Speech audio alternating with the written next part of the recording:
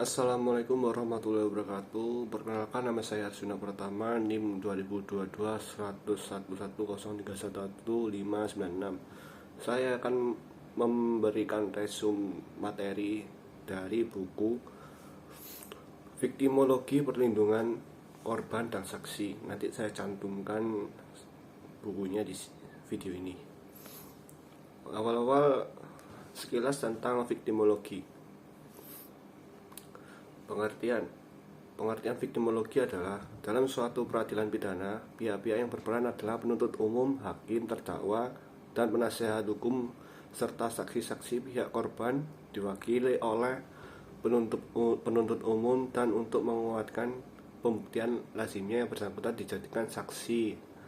Korban seringkali penuntut umum ini tidak merasa mewakili kepentingan dan bertindak sesuai kemauannya, sehingga kewajiban perlindungan serta hak-hak korban diabaikan.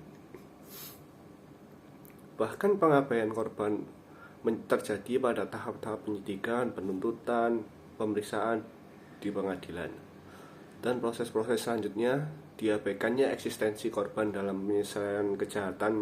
Menurut Arif Gosita yang dikutip oleh G. Widyartana 2009 halaman 7, terjadi karena beberapa faktor, yaitu sebagai berikut.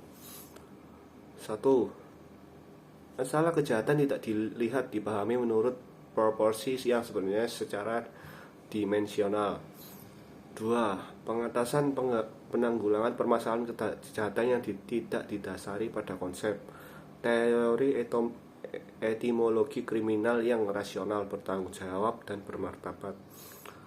3. Pemahaman dan penanggulangan permasalahan kejahatan tidak didasari pada pengertian yang mengenai manusia yang tepat, tidak melihat dan mengenai manusia pelaku dan manusia korban sebagai sesama kita.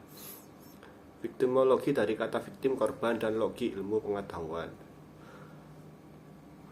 Selaras dengan pendapat di atas, menyatakan yang dimaksud dengan korban adalah mereka yang menderita jasmania dan rohani sebagai akibat tindak orang yang lain mencari pemenuhan diri sendiri atau orang lain, yang bertentangan dengan kepentingan dan hak asasi yang menderita. Ini menggunakan istilah penderitaan jasmani dan rohani, fisik atau dikenal fisik dan mental. Selanjutnya, yuridis pengertian korban termaktub dalam Undang-Undang Nomor 13 Tahun 2006 Perlindungan Saksi dan Korban, yang dinyatakan bahwa korban adalah seseorang yang mengalami penderitaan fisik, mental, atau kerugian ekonomi diakibatkan oleh suatu tindak pidana. Melihat rumusan yang tersebut disebut korban adalah: 1. Setiap orang. 2. Mengalami penderitaan fisik, mental, dan atau kerugian ekonomi. 3. Akibat tindak pidana.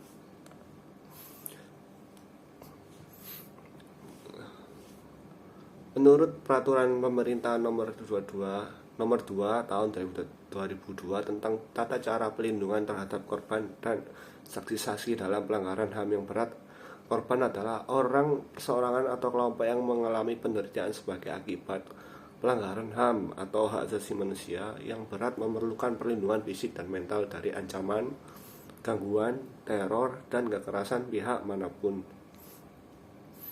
Sedangkan yang disebut korban menurut Undang-Undang Nomor 23 Tahun 2004 tentang penghapusan kekerasan dalam rumah tangga adalah yang mengalami kekerasan dan atau ancaman kekerasan dalam lingkup rumah tangga.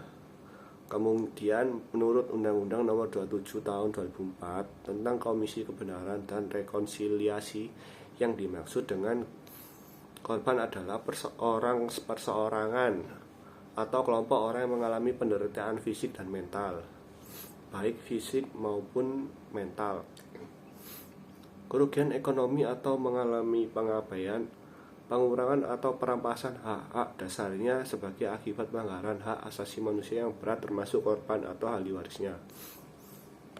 Baik, selanjutnya kita akan memasuki ke lingkup viktim atau korban, ya. Berbicara mengenai korban kejahatan, pada awalnya tentu korban orang perseorangan atau disebut individu. Pandangan begini Karena untuk kejahatan yang lazim terjadi di masyarakat memang banyak, misalnya pembunuhan, penganiayaan, pencurian, banyak lah kejahatan-kejahatan di luar sana yang tidak bisa bisa dinaluri pakai akal. Pada tahap perkembangannya, korban kejahatan bukan saja orang perorangan, tapi meluas dan kompleks. Persepsinya tidak hanya banyak jumlah korban atau orang, namun korporasi, institusi pemerintah, bangsa dan negara. Hal ini juga dinyatakan bahwa korban dapat berarti individu atau kelompok baik swasta maupun pemerintah. Lebih luas dijabarkan Abdul Salam 2010 halaman 6-7 mengenai korban perseorangan, institusi, lingkungan hidup, masyarakat, bangsa, dan sebagai berikut. 1. Korban perseorangan adalah setiap orang individu mendapat penderitaan jiwa, fisik, material maupun non material. 2. Korban institusi adalah setiap institusi mengalami penderitaan, kerugian, dan menjalankan fungsinya yang menimbulkan kerugian berkepanjangan akibat dalam kebijakan pemerintah, kebijakan swasta maupun bencana alam. 3. Korban lingkungan hidup adalah setiap lingkungan alam yang di dalamnya berisikan kehidupan tumbuh-tumbuhan, binatang, manusia, dan masyarakat, serta semua jasad hidup yang tumbuh berkembang, dan kelestariannya sangat tergantung pada lingkungan alam tersebut yang mengalami gundul, longsor, banjir, dan lain-lain kejadian alam. Nah, dalam tindakan pidana narkotika dan menjadi rusaknya generasi muda menurut kualitas hidup masyarakat dan sebagainya. Baik, kita akan masuk ke hubungan korban dan dengan kejahatan dan peradilan pidana. Hubungan korban dengan kejahatan pada umumnya dikatakan hubungan korban dengan kejahatan adalah pihak yang menjadi korban sebagai akibat kejahatan. Tentu ada asap, pasti ada api. Dengan kata lain, kalau nggak ada pemantiknya, pasti nggak akan muncul apinya. Pihak tersebut menjadi korban karena ada pihak lain yang kuat selama ini dukung fakta yang ada, meskipun dalam praktik ada dinamika yang berkembang. Hal lain disepakati dalam hubungan ini. Terpenting pihak korban adalah pihak yang dirugikan. Ya, selama ini banyak pihak yang dirugikan karena pelindungan hak-hak korban masih belum dilaksanakan, tapi ada undang-undangnya. Pelaku merupakan pihak yang mengambil untung atau merugikan korban. Kerugian yang sering diterima atau diderita korban, misalnya fisik, mental, ekonomi, harga diri, dan sebagainya, berkaitan dengan status kedudukan, posisi, tipologi korban, dan sebagainya. Nah, setelah yang saya jelaskan, menegaskan yang bersangkutan sebagai korban murni dari kejahatan. Artinya korban memang korbannya sebenar-benarnya atau nyata korban. Mengapa menjadi korban? Kemungkinan penyebabnya ketidaktahuan, kurang hati-hati, atau ada kelemahan korban, atau mungkin ya di kalender mungkin nggak ada hari bagus, atau dia sedang sial lah.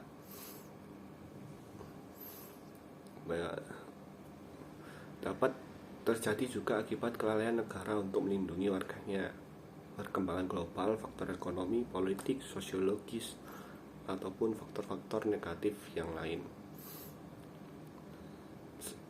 Adanya korban yang tidak unik di sini, korban tersangkut atau menjadi bagian dari pelaku kejahatan, bahkan sekaligus menjadi pelaku.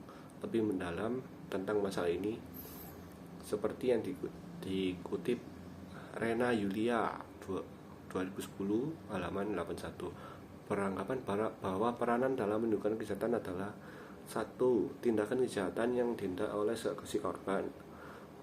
Dua, kerugian akibat tindak kejahatan mungkin dijadikan si korban untuk memperoleh keuntungan yang lebih besar, memanfaatkan ekonominya. Tiga, akibat yang merugikan si korban mungkin merupakan kerjasama antara si pelaku dan si korban, ya yang disebut dengan pengkhianatan lah bisa terjadi. Empat, kerugian akibat tindak kejahatan sebenarnya tidak terjadi bila tidak ada provokasi korban, ya tidak ada asap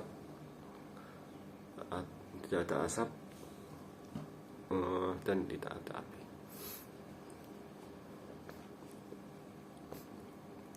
Lanjut, fakta menunjukkan bahwa sebagian besar korban merupakan korban yang murni atau korban dimaksud dalam tindak pidana yang misalnya terorisme, pencurian.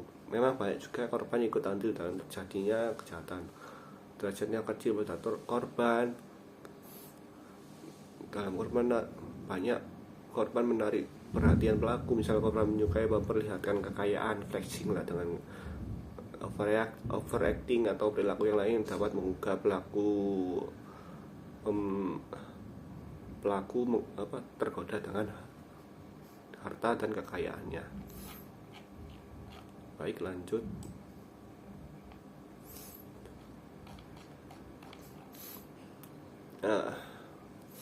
Penjelasan atas Undang-Undang Republik Indonesia Nomor 13 Tahun 2006 tentang Perlindungan Saksi. Bagian umum.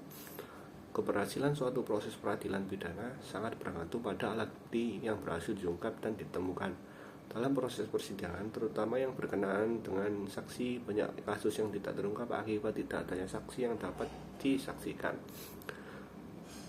Saksi yang dapat mendukung tugas penegak hukum, padahal adanya saksi dan korban merupakan unsur yang sangat menentukan dalam proses peradilan pidana. Keberadaan saksi dan korban dalam proses peradilan pidana selama ini kurang mendapatkan perhatian masyarakat dan penegak hukum. Kasus yang tidak terungkap dan tidak terselesaikan banyak disebabkan oleh saksi atau korban. Karena tidak terungkap itu mungkin karena takut, korban takut memberi kesaksian pada penegak hukum karena mungkin mendapat ancaman dari si pelaku atau dari keluarga pelaku, dan kurangnya perlindungan saksi dan korban. Pelapor yang demikian itu harus diberi pelindungan hukum dan keamanan yang memadai atas laporannya, sehingga ia tidak merasa terancam atau terintimidasi baik hak maupun jiwanya, dengan jaminan perlindungan hukum dan keamanan. Diharapkan tercipta suatu keadaan yang memungkinkan masyarakat tidak lagi merasa takut untuk melaporkan suatu tindak pidana kepada penegak hukum karena khawatir atau takut jiwanya terancam oleh pihak tertentu. Jadi, pelindungan saksi dan korban dalam proses peradilan pidana Indonesia belum diatur secara khusus. Pasal 50 sampai dengan pasal 68 Undang-Undang Nomor 8 Tahun 1981 tentang Hukum Acara Pidana hanya mengatur pelindungan terhadap tersangka atau terdakwa atau si pelaku. Ya, itu mendapatkan pelindungan dari berbagai kemungkinan pelanggaran hak asasi manusia. Oleh karena itu, saatnya pelindungan saksi dan korban diatur dengan undang-undang tersendiri berdasarkan asas kesamaan di depan hukum, equality before the law, yang menjadi salah satu ciri negara. Saksi dan korban dalam proses peradilan pidana harus diberi jaminan pelindungan hukum. Adapun pokok materi muatan yang diatur dalam undang-undang tentang pelindungan saksi dan korban. 1. Pelindungan dan hak saksi korban. 2. Lembaga perlindungan saksi dan korban atau LPSK. Syarat dan cara pemberian lingkungan dan bantuan. 4. Bantuan hukum. Nah, 1. saya akan memberikan sinopsis dari buku ini. Dalam suatu peradilan pidana, pihak-pihak yang berperan adalah penuntut hukum, hakim, terdakwa, penasihat hukum, serta saksi-saksi. Pihak para korban diwakili oleh penuntut umum untuk menguatkan pembuktian. Lazimnya yang bersangkutan menjadikan saksi atau korban. Seringkali penuntut umum tidak merasa mewakili kepentingan korban yang bertindak sesuai kemauannya, sehingga kewajiban perlindungan serta hak-hak diabaikan, bahkan pengabaian korban viktim terhadap pada tahap-tahap penyidikan ilmu pengetahuan, penyidikan, penuturan, pemeriksaan di pengadilan, dan proses-proses selanjutnya. Viktimologi atau dengan artian korban dan logi ilmu pengetahuan.